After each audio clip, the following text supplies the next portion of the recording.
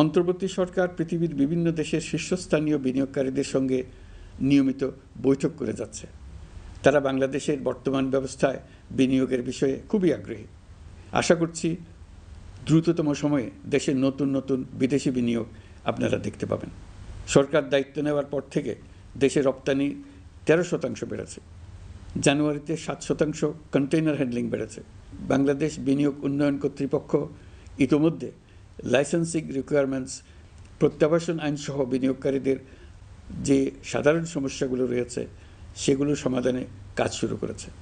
বাংলাদেশ বিনিয়োগ উন্নয়ন কর্তৃপক্ষ আগামী মাসে ঢাকায় 4 দিনব্যাপী আন্তর্জাতিক বিনিয়োগ সম্মেলন করছে। বিশ্ববিখ্যাত অনেক বিনিয়োগকারী এতে অংশ নেবেন। ইতিমধ্যে DP world, Singapore PSA, AP Moller Maersk কয়েক বিলিয়ন ডলারের বিনিয়োগের প্রস্তাব করেছে।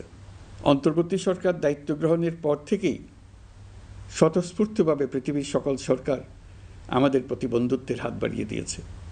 এটা শুরু হয়েছিল গত সেপ্টেম্বরে জাতিসংঘের বার্ষিক বৈঠকে। আপনাদের মনে আছে বিশ্বের সরকার প্রধানরা কীভাবে আমাদের সঙ্গে আগ্রহ নিয়ে দেখা করতে এগিয়ে এসছে। তারপর থেকে যে কোনো সম্মেলনে গিয়েছি, দেখেছি আন্তর্জাতিক নেতৃবৃন্দের আগ্রহ কীভাবে ক্রমেই বেড়ে চলেছে। জানুয়ারি মাসে সুইজারল্যান্ডের ডাভোসে গিয়েছিলাম। এই সম্মেলনে 47টি পৃথক ইভেন্টে আমার অংশগ্রহণ করতে হয়েছে। বিভিন্ন দেশের সরকার প্রধান, মন্ত্রী, বিশ্ব বাণিজ্যের নায়করা, জাতিসংঘের মহাসচিব, জাতিসংঘের বিভিন্ন সংস্থার প্রধানদের সঙ্গে বৈঠক করেছে। তারা আমাদের পাশে থাকার জন্য আন্তরিক আগ্রহ প্রকাশ করেছেন। সম্প্রতি আমি সংযুক্ত আরব আমিরাতে গিয়েছিলাম।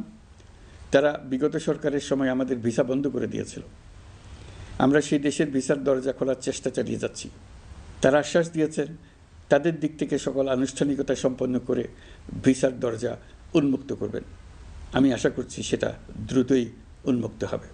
আমি সংযুক্ত আরব আমিরাতকে আমাদের দেশে শিল্প কারখানা গড়ে তোলার জন্য একটি শিল্পাঞ্চল করার প্রস্তাব দিয়েছি। তারা এ বিষয়ে আগ্রহ জানিয়েছে। শিল্পাঞ্চলে 2টি কাজ দিয়ে তারা শুরু করবে, এই জন্য কথাবার্তা শুরু হয়েছে। প্রথমে মুসলিম বিশ্বে সরবরাহের জন্য একটি হালাল গোশত প্রক্রিয়াজাত করার কারখানা করবে।